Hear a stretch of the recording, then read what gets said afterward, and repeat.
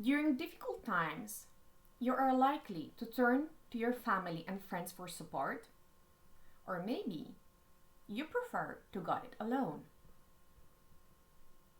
Do you believe that people should be able to solve problems or accomplish their goals on their own? Or maybe they should rely on assistance from others? And one more question.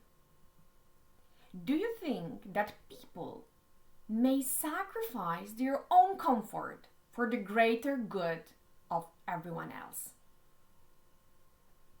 My name is Alexandra Jaskulska, and I'm going to talk today about individualism versus collectivism, one of the cultural dimensions introduced by Gerd Hofstede.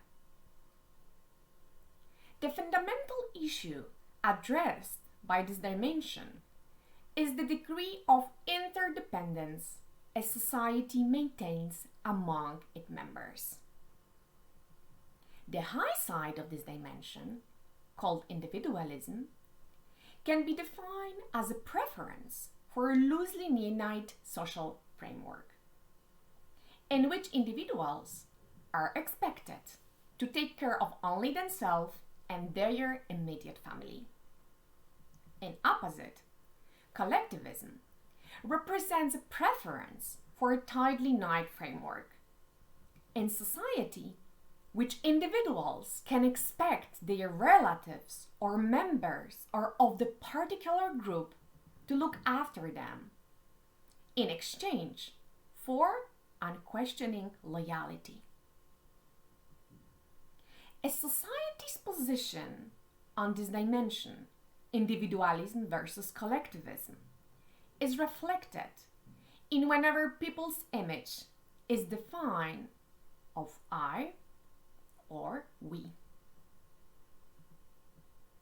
Now I'm going to tell you a bit more about individualistic and collectivistic cultures. In individualistic cultures, independent control is a must. Private and work life is separated.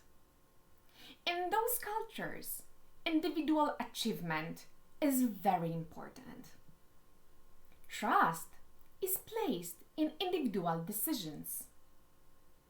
Last but not least, task prevails over relationship.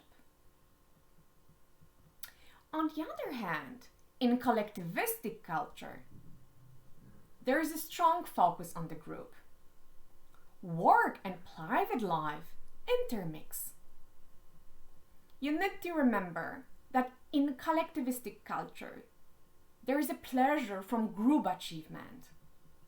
Trust is placed in group decisions. And what is very important, in the case of those cultures, relationship prevails over individual. Now, when you know what is the difference between individualistic and collectivistic cultures, you more clearly understand that it can cause a lot of challenges in cooperation in multinational organizations. But the most important thing is to be aware that those differences exist.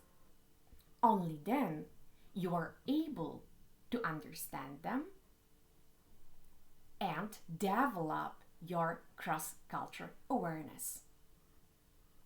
Let me give you the example of the countries which belong to individualistic and collectivistic business cultures.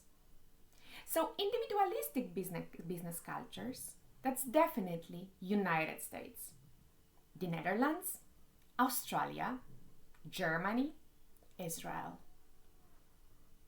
Collectivistic business cultures, definitely Indonesia, South Korea, China, India, Central and Eastern Europe.